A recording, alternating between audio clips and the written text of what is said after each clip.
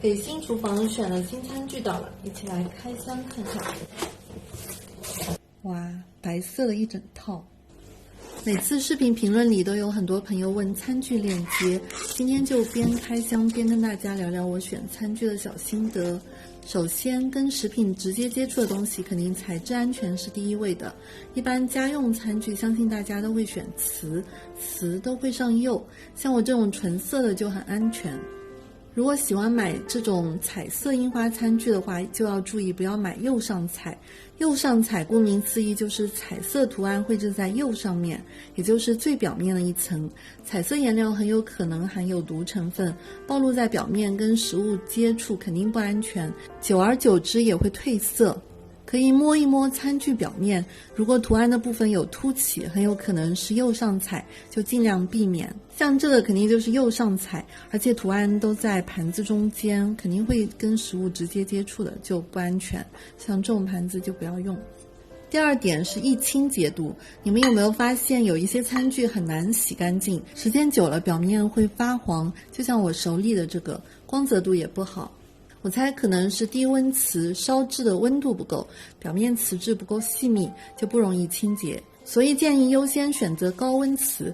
我这次选的这套就是经过1200摄氏度高温烧制的石瓷，经过高温烧制后，釉面可以全瓷化，类似玻璃，吸水率低，就不容易挂油污，更好清洁，更安全。因为是高温烧制，自然耐高温，洗碗机、蒸烤箱、微波炉都可以通用。第三点，餐具颜值真的太重要了，直接决定你的菜看上去是大排档还是5星级标准。把菜装得漂漂亮亮的，做菜的人有成就感，吃饭的人有食欲，大家都开心。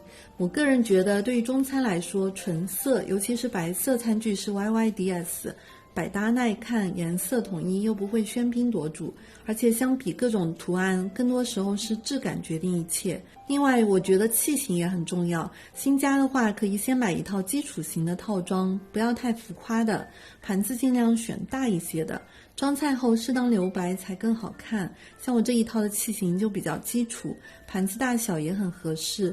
比如像这个汤面碗，除了可以装面，也可以用来装一些大菜，比如酸菜鱼啊、骨头汤啊。有些套装里配的浅盘很小，基本很难装菜，但这个套装里的浅盘就很好，有23厘米，装中餐、西餐、早餐都很合适。深盘很实用，也能装带点汤汁的菜，这样一套摆起来就整整齐齐的。然后在这个基础上，可以再根据自己喜欢和需要选择性的搭配一些同风格的异形盘。像我还搭配了一个同色系的珐琅锅，这样端上桌就是奶白色的一套，好看极了。好了，那我们也要先开吃了，拜拜。大家好，我是阿妹，今天带大家参观下我新改造的老家厨房。之前的厨房的虽然还没有完全弄好，但因为很多姐妹在催，那就先来介绍一下。首先是洗的位置，这里我做了一个90乘2.3米的大台面，台面是外挂的，这样我们2个人吃简餐的话就可以坐在这里吃。这一块位置就可以既当餐桌，也可以是备菜台。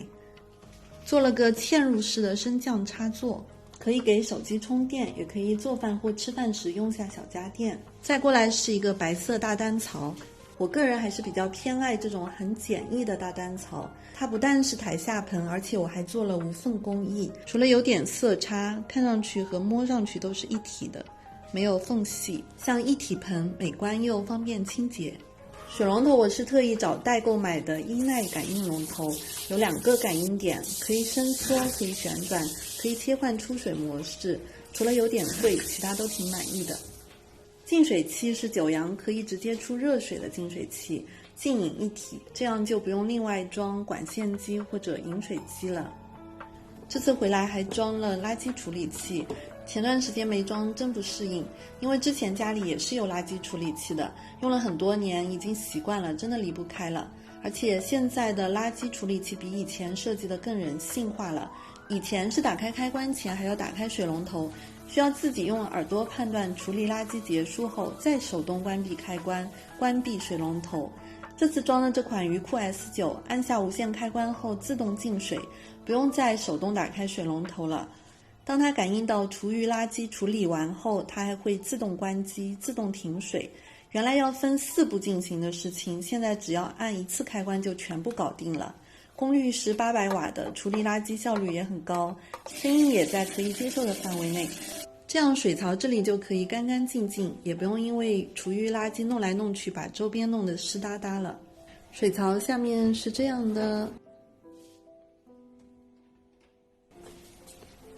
垃圾处理器的主机、净水器的主机，其他都是一些清洁用品。然后这个水槽柜用的是不锈钢材质，这个我觉得还是蛮好的。这个柜子还可以从内边开门，这一点觉得也挺方便的。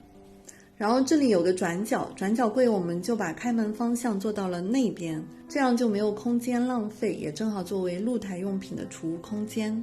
站在水槽这里望出去就是露台，很赏心悦目，在这里洗菜备菜都有点度假的感觉。露台也是这次一起改造的，改了颜色，装了自动浇水系统，选的也是比较好养的绿植，所以就算人经常不在也没关系。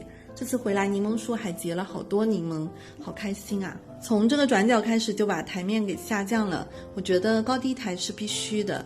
水槽这边是93公分，灶台这边是83公分，这个要根据主要使用人的身高来定制。从水槽到灶台差不多有1米多的距离，切菜备菜就足够了。下面是洗碗机，洗碗机我觉得也是必不可少的，这个在单独视频介绍。